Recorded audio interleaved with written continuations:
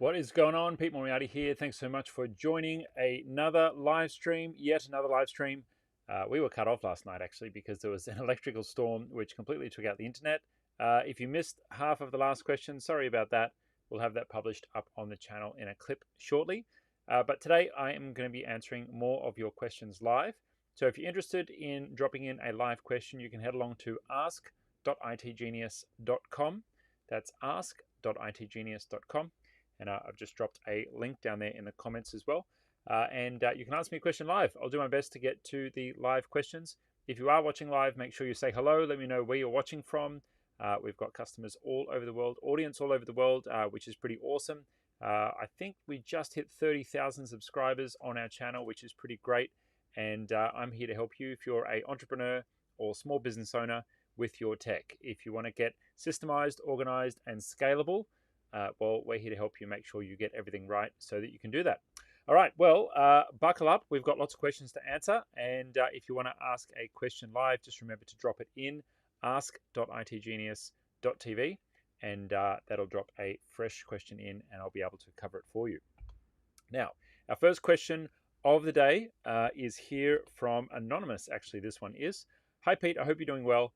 What would be the advantages and disadvantages of having a CRM that is based in your email, like Streak and Copper, over one that is not, like HubSpot or Zoho?"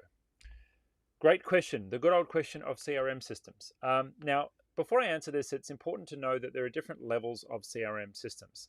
The most basic level of systems, I would say, would be most of the apps that live inside your inbox. And they're really going to be primarily helping you out with the basics of deal flow management. And what that means is it's going to be your, taking people through different stages of a deal. It's going to be maybe tagging prospects or tagging partners or tagging customers if they're interested in a certain product or if there's a certain value, ascribed to an opportunity. But they're going to be pretty basic. Now, the level 2 or the second level of CRM systems is ones that start to add in some automation tools or maybe email marketing tools. Maybe you can have drip-fed email sequences, and they start to add some smarts to them. Now, these are the tools like Infusionsoft, or formerly Infusionsoft, it's now called Keep. Ontraport was another popular one for a while. ActiveCampaign. I would even put MailChimp in this list almost these days because you can start to do some sequences there, but it's not really a CRM system, is it? So these kind of systems, they are more focused on, I guess, holistic marketing. We'd also put, HubSpot in this box as well.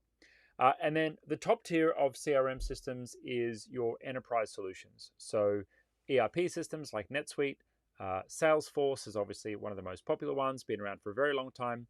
And they require, let's say, an enterprise level of sophistication. You're probably going to be engaging a consultant, or most definitely going to be engaging a consultant to actually implement them. There's a lot of upkeep, the licenses are expensive, and you're probably going to be spending 6 figures per year just on the licenses and the upkeep of a system like that. So now you know where the levels are, we can answer the question. What's the best way to work? Something that lives in your inbox or something that is, running in its own app? Now, personally, we do a lot of work with Copper CRM. We're a global partner for Copper, and we've implemented it into many, many small businesses. And Copper, I'd kind of put it between category 1 and category 2. It does, work right out of your email inbox, and it's a basic CRM system, right? It does, basic deal flow, pipeline management, customer records. But Copper's got a couple of really cool features that I like. Number one, it's deeply integrated with Workspace, and for a long time, they basically designed the app to be as closely integrated with Google as possible. And I thought for a long time that Google was going to buy them. Frankly, I'm surprised they haven't so far. But anyway, Google's Google. They make funny choices sometimes. But what Copper CRM also gives you is the ability to send basic email campaigns right from within the CRM system. So that's pretty cool. It doesn't have the sophistication of some of the other level 2 apps like, automated email sequences where you can track clicks and automatically have people funnel through different goals based on the actions that they take. But what it does let you do is, because it is connected to your email, it automatically ingests a lot of content into its brain. Now, why do I share that with you? I share that with you because that's an example of what I would call a best-in-class AI-driven CRM system. And many of the other apps have not quite caught up to where Copper are. And it's one of the reasons why this is one of the only apps that we implement in the CRM world for small business owners. There's plenty of other apps that do one thing really great. Infusionsoft will do emails and complicated email sequences really great. But, the landing pages, it's not so fantastic on. Something like Hubspot is really great at being a, ecosystem of mail, landing pages. It even has some e-commerce features as well. And I really like that about HubSpot, but it's not as easy to implement for a small business. If you're a small business owner and you've got maybe just 2 or 3 sales staff and you just need to kind of keep tabs on what's happening with customer deals and acquisitions, well, then you may want to run something that's sitting right inside your email because of ease of use and ease of access. Most of these email-based systems are going to automatically ingest all of that email information into their brain, and it means that you're not managing a secondary database. If you have a CRM system and you've got to run it as a separate app and it doesn't integrate nicely to your email, what tends to happen is you have a set of communications happening inside your email inbox, and then you have a second set of notes that lives mostly exclusively inside your CRM system, where you're frantically trying to keep the database up to date with all of your customer information as you're having conversations back and forth with your customers. So I think the fundamental question to ask yourself when choosing what system is best for you is, where are you doing most of your work? Are you sitting in your email and processing and managing customer inquiries all day? Well, in that case, you may choose a CRM system that's an overlay over your inbox, something like Streak, something like, well, I can't say, I don't think Pipedrive does it these days. I know that Copper lives inside of Gmail, right? And it's got a little widget on the right-hand side, pulls in all your Gmail emails. There's a number of different options that are there, right? So if you're looking for something that is fully fledged or has, let's say, more sophisticated automations, more sophisticated platforms to build on. I didn't mention Zoho, but I'd put that's kind of somewhere between category 2 and category 3. Like, it's got a lot of those, enterprise-y features of being able to build on the platform and build out quite sophisticated workflows. But you've basically got to live outside of your email there if you're managing a system like that. And my personal preference is for a business owner or for an entrepreneur for you to stay out of email. I don't think it's very productive for you to be stuck in email all day, because it really just promotes you being stuck working in the business instead of on the business all day long. And that's not a good place to be as a business owner. But for your team, well, that might be fine for them to be living in their email. That's not an issue at all, right? Because if their job is to respond to customer inquiries quickly and be super zippy on email, if your customers like using email, then great. Maybe that's totally fine for them to live inside their email inbox and use an app inside their email inbox. So you're going to have a trade-off with tools that live inside your inbox, because some of them are quite basic. You're going to get more features, and as you become a larger business, 20, 30 employees, and you have maybe 5 people or maybe even 10 people on a sales team, well, you might step up to the more sophisticated CRM systems that exist for businesses that have grown out of the small business space. But if you're just starting with a basic team and you need a basic customer database to do some deal flow management and to help you with some deal tracking and some numbers tracking and activity tracking for your staff, well, it makes sense to start with something basic. And for that, totally fine to work with one of the apps that runs right inside your inbox. Now, I have mentioned Copper CRM a number of times. It does happen to run inside of Gmail and inside your inbox, but the real power of Copper CRM, even though it does integrate deeply with Google's inbox, is in the browser. When you access the browser in Copper, you can see all of the reports, you can see all of the insights, you can manage your deals a little bit better because you get a dedicated screen for deal management, and you can also, of course, extract all of that data if you want and have reports built inside of Google Data Studio. And so that's our recommendation for small businesses who want to have the integration with Gmail and basically have all of the data automatically collected from your Gmail into your CRM system, but you don't want to be hindered by something that has to literally run in the Gmail app, like with solutions like Streak. Now, that's it. I haven't used Streak in about 5 years, probably due to do another review of it. But that's my thoughts on the CRM landscape if you're deciding to choose between the two, either working in your Gmail or working in a dedicated app. Great question. Love that one. Okay, let's mark that one as done. And if you are on the live stream, please make sure you jump in. So Ben, hey, thanks for joining on the live, Ben. I'm talking about Copper CRM, but the question was actually choosing between email-based CRMs and CRMs that live in a dedicated browser. And I just covered a whole bunch of those top to bottom. You might want to restart the stream when you get a moment, and you can grab my answer to each one of those. Okay, cool. So let's move on to our next question here. So this question is from Ollie Church Road Co. Thank you for the question. My organization has 250 workplace accounts on Google. Is there any way I can get a discount on new users, or will it always be $5 monthly? Wonderful question. If you choose to work with a partner such as itGenius, we actually have access to discounts which are off book, which means we can get discounts that the public don't always get access to. Number one, because we're a partner with Google, and we're able to sometimes pull some strings with our account manager friends over at the Big G. But number two, because we're a business, we are able to control our own margins. So obviously we buy Google Workspace at a wholesale price, being a reseller, and then we sell it at the retail price. But if you're a large organization and you've got more than 50 or 100 employees, well, there's usually a little bit of wiggle room with the ability to price licenses. So if you're interested in discounts, we can sometimes share some of those discounts to you. Now, there's also another way to approach this. If you're a business and you have different uses for the number of staff that you have inside the business, well, you might not necessarily need a full license for every person.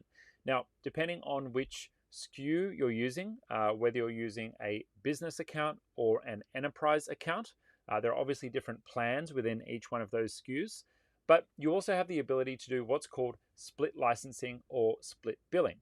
And that means that you can have one portion or one cohort of your staff on one license and another cohort of staff on a different license. That might mean that you want to reserve premium features for staff that are heavy users of Workspace and need to use all of the features available, versus maybe field workers who only need an identity to log into chat. Maybe they don't need a mailbox, but they just need to access certain resources.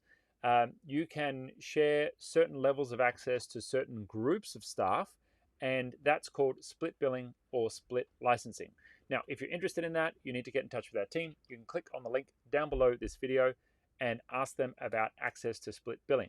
And previously, this was only available to organizations which had more than 100 staff or 100 users. And now we've actually been able to apply to Google for as little as 20 user accounts for split billing. So if you have a genuine need for split billing in your account because you have different users with different uses, well, you may choose to use different types of licenses for different types of staff inside your business. And to do that, have a chat to our team. Click on the link below. You can book in a free consultation. Great question. Love that one. All right, cool. We are going to move on to the next question. Okay. I use Trello for my small business to send SMS notifications to clients. Is it possible to connect Trello with Google Messages? My goal is that when the card in Trello is marked as completed, the client will receive an SMS message on their Android or their Apple phone. Okay, good question. Now, if you're a small business owner and you're using technology to systemize your workflows, whether it's in sales, whether it's in customer delivery, big thumbs up from me. I am a full supporter of that. The challenge with what this person has asked for specifically is, can they integrate with the Google Voice, I assume, Google Messages service? Now, there is a way, but I don't recommend you do it. Now, let me cover why that's important. When you use a service like Google Voice, Google initially designed it as a consumer service, but they've now opened it up to businesses. It's designed for effectively business communications, yes, but it's designed for casual business communications. The moment that you start using a programmatic, let's say, programmatic method of contacting your customers, for example, if you were trying to do a mass SMS campaign, if you were to use something like Google Voice for that, well, you're going to run into the potential for Google to flag your messages as spamming, because effectively you're starting to use it for commercial messaging. Now, the problem with that is if you were to automate this, and there is a way, but if you were to automate this, you run the risk of your account being completely shut down by Google, and that's not going to be good for you at all, particularly if you've got customers who are trying to respond to an SMS campaign and get in touch with you. If your account's switched off, they're going to have no luck with that. So my strong recommendation is that if you're looking for an automated SMS service, that you use a dedicated SMS sending service, of which there are many online, that are built to actually send messages to customers en masse. Now, I'd probably start with a service like Twilio. Twilio is designed for mass communications, and it has really flexible APIs that you can probably connect straight up to Zapier and send automated SMSs from your CRM system once somebody reaches the right point. But let's say if you really wanted to send them via Google Voice, I actually found there's a Python script online. So if you are a techo, there is a way to automate it. And that script will allow you to send SMS messages through your Google Voice account. Now, I haven't tested this, and I certainly can't recommend that you do this with these kind of tools.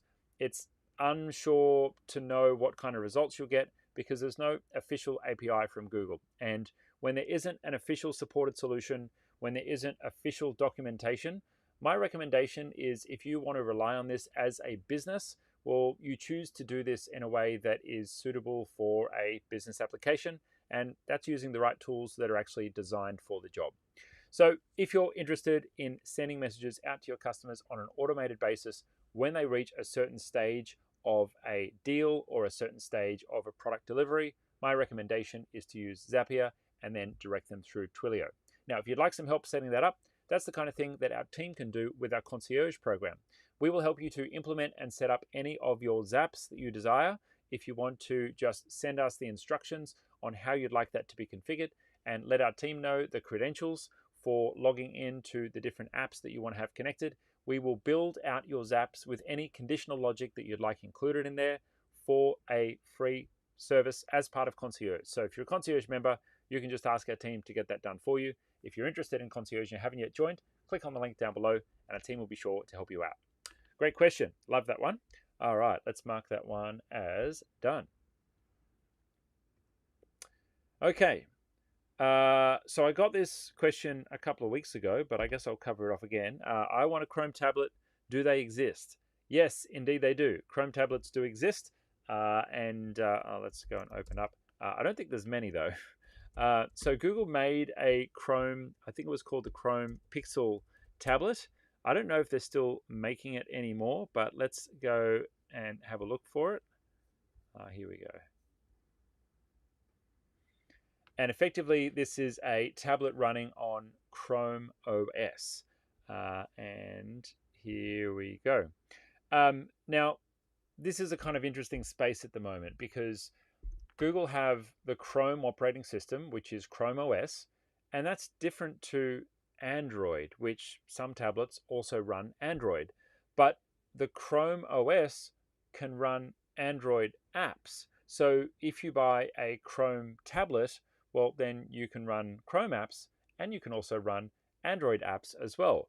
The confusing thing is, why doesn't everyone just make Chrome tablets instead of Android tablets? Well, because Android is technically a mobile operating system rather than a desktop operating system, and it tends to be just a little bit lighter on resources. So therefore, most people stick to running Android on a tablet rather than the bulkier Chrome OS. Now, don't discard Chrome OS on a tablet. It works pretty good with styluses. It's built for touch input because most Chromebooks are touch right out of the box. So I've not tested it myself personally, but I do have high hopes for how the experience is running Chrome on a tablet.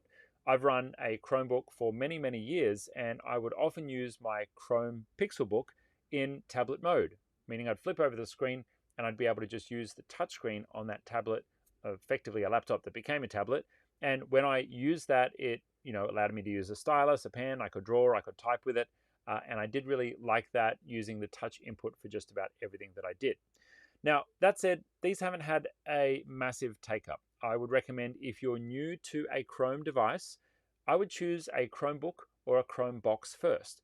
they're probably a better way to get your feet wet, just testing out Chrome OS, seeing if you like it, and using the inputs of a keyboard and a mouse to get your work done before you go ahead and make the jump straight into a tablet. It is a different operating system, and it's not a mobile first operating system. It's a desktop first operating system. So you're going to have to get used to how it works, in my opinion, before jumping straight to a tablet.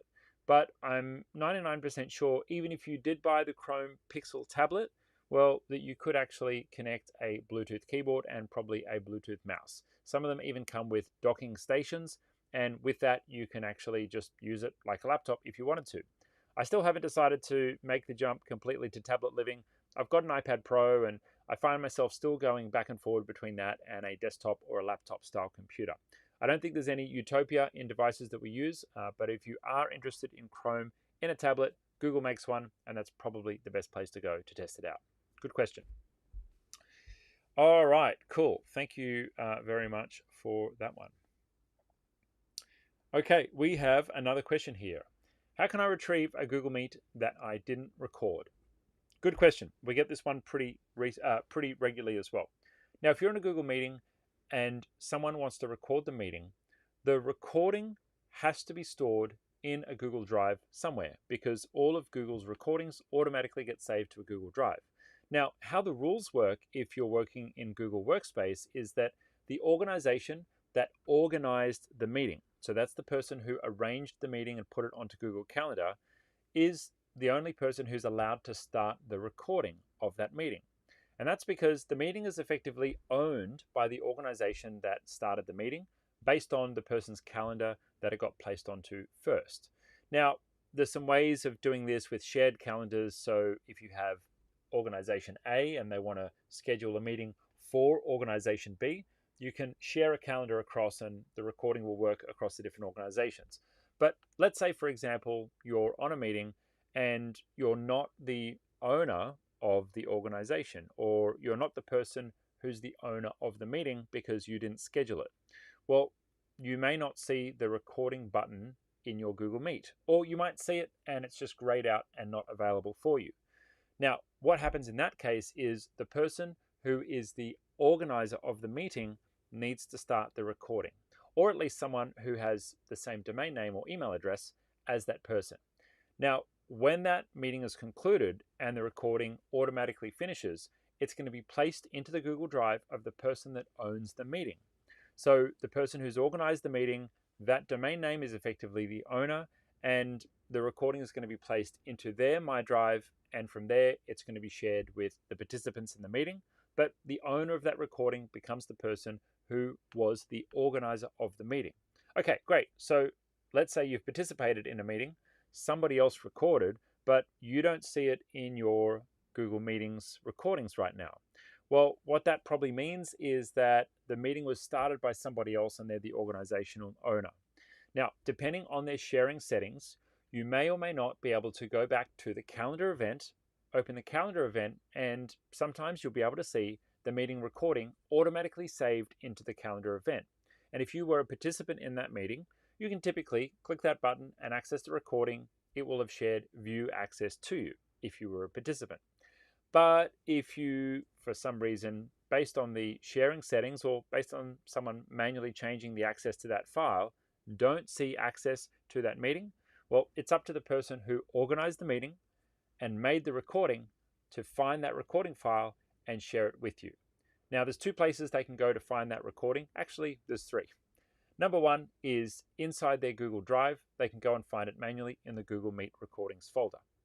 Number two, they can go to their calendar and they will see it attached to the Google Calendar event. If they were the organizer of the meeting and they initiated the recording will definitely be attached to the calendar event. The third place to find it is for the person who made the recording in their inbox. After a meeting recording is completed and it's finished rendering, and this can take up to an hour after a meeting has finished, well, the person who recorded the meeting will receive an email message that the recording is finished and ready to view, and they can then access it and share it back to you if needed from there. Great question. Love that one. Cool. All right. Our next question. Someone has asked, and by the way, before I cover this question, if you'd like to ask me a question live, just remember you can drop it into ask.itgenius.tv and I will do my best to answer questions live for you. Okay, cool. Let's jump into our next one. All right, where's this bad boy? There it is. I want one email to go to several emails. Okay, this is a great question. Love this one. One email to go to several emails. Now, the easiest way to have one email address filter into several emails or several mailboxes is to use something called a distribution group. And we set that up in our Google Workspace admin panel. Before I jump into the technical side of things, I want to draw it out for you so you get an idea of how it looks and how it impacts your licensing as well, because most people have questions around how the licensing and the costs work when they want to set up group-based email addresses. So let's go ahead and jump into our drawing here. I'm going to open up my Jamboard. Oops, wrong one.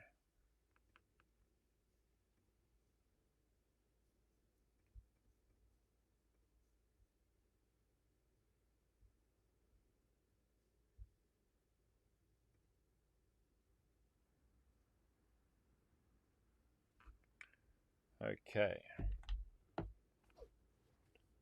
Now I've misplaced my pen. Probably helps, doesn't it? So let's go ahead and jump right in. Now let's imagine we have an email domain and we have a number of mailboxes. So let's say I have Peter here and I have a second email with Bob there. But I want to create a distribution group. And that distribution group is created when I have a central email address, and that email address needs to be automatically sent out to multiple people. Okay, so how do we do that? Well, our distribution group, let's say, for example, I want sales at to automatically go to Peter and go to Bob as well. Now, if we use the distribution group method, it's automatically going to place a copy of that email in Peter's mailbox and a copy of that email in Bob's mailbox. And setting up a distribution group inside of Gmail is pretty straightforward. We're going to go to our admin panel. We're going to go to the groups service, so directory and then groups. And then from there, we're going to create a new group. I'm going to call it test. And I'll call it sales because that's what this person wanted to call it. And I'll click next. Now, you can see here that there's a number of different options for how we select this group. And from here, we can choose who is going to be able to send emails to this group. Now, by default, it's set to public. And effectively, when you set it to public, what that means is anyone in the world can access and send messages to this group, right? And so public means this is going to be exposed to the world and anyone can send an email to that email address and that's going to land in those mailboxes that you've defined. Now, that may be what you want, but keep in mind that this can Keep in mind that this can introduce a risk. And the risk is that spammers are usually sending emails to the most common email addresses that people use publicly. sales@yourcompany.com, info@yourcompany.com. And so we want to, oh, and it appears like I've lost my camera here.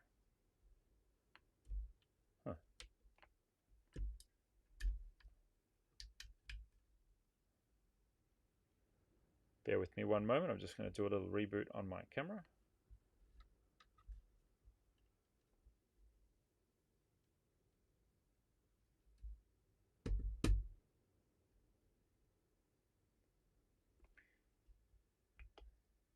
And we're back. That was odd. All right, let's see if it's actually brought me back. Yes, it has. Okay. So, so you're introducing risk, and when you expose an email address to the world, it means that pretty much anyone can send an email to that email address. Now, Google spam filters are pretty darn good, and they're going to be able to filter most of the spam email out of anyone just randomly shooting off messages to random email addresses. But it's not perfect.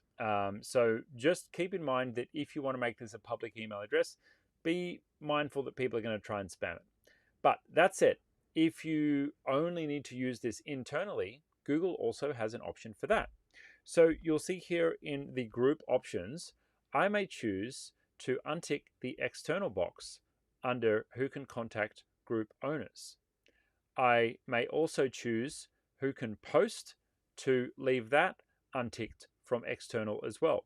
Now what that means is nobody has access to this from the outside world.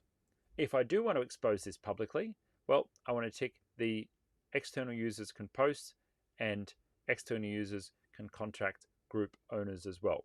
We probably wouldn't want to tick this box who can view conversations, because that would effectively make the whole list of all of the messages, including potential sensitive information, public to the world. So we want to make sure that that one is kept private. But if we're using this as an email-based distribution group, these settings will allow you to share it with the right people inside your organization. Now, what about when it comes to licensing? That's the next question that we usually get. Well, in your Google Apps account, you're going to need to pay for each one of your mailboxes, and I call them buckets of email. Now, each one of those mailboxes is going to cost on a per user basis, but when you set up a distribution group, there's no cost there. Probably helps if I put the $ in the right place. There's no cost for a distribution group. So if you're interested in setting up one email address that goes to multiple users, well, you don't have to pay for that. But this is the simplest way to implement it. There is a second solution or a second option, and that option is to set up a shared mailbox or a delegated mailbox. Now, when you configure a delegated mailbox, it looks a little bit different. Let's say we still have Peter and Bob. Let's move them over here and let's draw this one again. So with a delegated mailbox, we have Peter, we have Bob, and we create a sales mailbox, but we actually this time pay for a license. And with a sales mailbox, we set it up just like any other user. And what we'll do is we delegate access from the sales mailbox to Peter and from the sales mailbox to Bob. And what that effectively lets us do is to allow them to access that mailbox securely without having to necessarily know the password. Now, this is a feature that not many people know about inside the Google Workspace ecosystem, and it's called delegated mail. Now, I've got a number of other videos on how to set this up, but I'm going to show you very quickly how to make sure it's switched on for your domain and then how to set it up yourself. So number one, we want to go into our admin panel. And inside our admin panel, the easiest way to find this is to search for the word delegate and go to the Gmail settings and find the delegation settings inside of Gmail. Now, you can see here that I've chosen to allow users to delegate their mailboxes. And what that means is they can share their mailbox with somebody else. Now, how the method works is we first sign in as if we're the new sales mailbox, and we share access to our mailbox back to Peter and access to our mailbox back to Bob. And this is what it looks like inside the sales mailbox. So I'm going to use my mailbox as an example, but you would follow this on the sales mailbox. So I go to my main Gmail settings here. Oops, that's not the right button. That's the right button. Inside of my Gmail, I click the settings wheel and then see all settings and then accounts.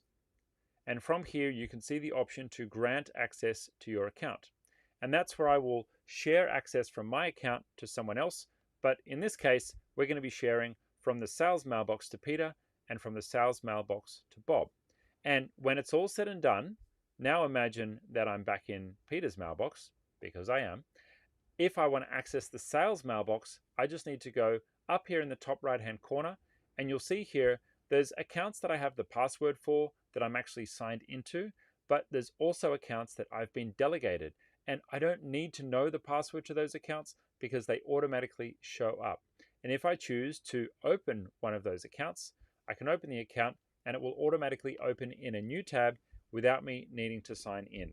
Now, that's the magic of delegated mailboxes, and there's different reasons why you would choose each, and I've covered those in other videos that you'll find on our channel. If you search for shared mailbox, you'll find the different strategies and reasons why you might choose to use a delegated mailbox versus choosing to use a Google Group service, otherwise known as a distribution list. Hopefully that one has answered that question for you, and look forward to the next one.